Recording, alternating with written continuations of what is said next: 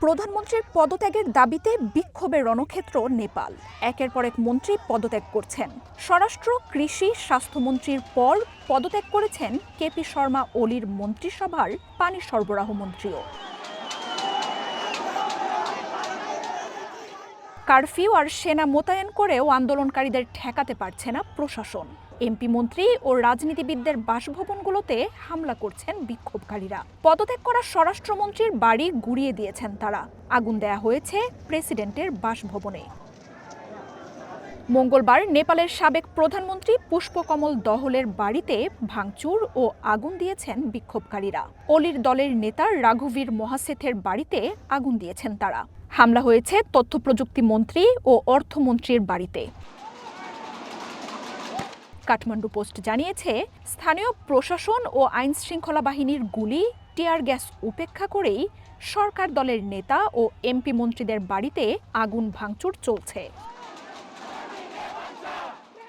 বিক্ষোভকারীরা কাঠমান্ডুতে প্রধানমন্ত্রীর ওলির বাসভবনেও প্রবেশের চেষ্টা করছেন। তাদের রুখতে গুলি চালাচ্ছে আইনশৃঙ্খলা বাহিনী। সরকার পতনের শঙ্কায় থাকা দেশটির প্রধানমন্ত্রী কেপি শর্মা ওলি যে কোনো মুহূর্তে দেশ ছাড়তে পারেন, এমনটাই জানাচ্ছে ভারতীয় গণমাধ্যম ইন্ডিয়া টুডে। চিকিৎসার উদ্দেশ্যে তিনি দুবাই যাবেন বলে জানাচ্ছে গণমাধ্যমটি। দেশ ছাড়তে হিমালয়ান এয়ারলাইন্সের একটি বিমান প্রস্তুত রাখা হয়েছে।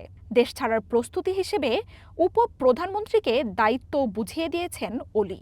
বিক্ষোভ পরিস্থিতি নিয়ে সন্ধ্যায় সর্বদলীয় বৈঠক আহ্বান করেছেন প্রধানমন্ত্রী। নেপালের বিক্ষোভ নিয়ে সতর্ক করছে ভারত। দেশটিতে থাকা ভারতীয় নাগরিকদের সতর্ক থাকতে বলেছে মোদী সরকার। আমেরিকা সহ ৬টি দেশও বিবৃতি দিয়েছে। সম্প্রতি ফেসবুক সহ মূলধারার ২৬টি গণমাধ্যম বন্ধের বিরুদ্ধে সোমবার পার্লামেন্টের সামনে বিক্ষোভ শুরু হয়। আন্দোলনের সম্মুখ সারিতে স্কুল কলেজ পড়ুয়া জেনজিরা এতে নেতৃত্ব দিচ্ছেন। শান্তিপূর্ণ বিক্ষোভে আইনশৃঙ্খলা বাহিনীর বল প্রয়োগে মুহূর্তেই রণক্ষেত্রের রূপ নেয় দেশ। বিক্ষোভে ব্যাপক প্রাণহানি ও হতাহতের ঘটনার পর সামাজিক মাধ্যমে নিষেধাজ্ঞা তুলে নেয় সরকার।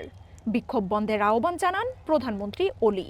কারফিউ ও সেনা মোতায়েন করা হয় নেপালে। তবে তা উপেক্ষা করে প্রধানমন্ত্রীর পদত্যাগের দাবিতে দ্বিতীয় দিনে পরিস্থিতি আরও উত্তাল হয়ে উঠেছে। মার্জিয়া উপমা, ওয়ান ইন্টারন্যাশনাল ডেস্ক।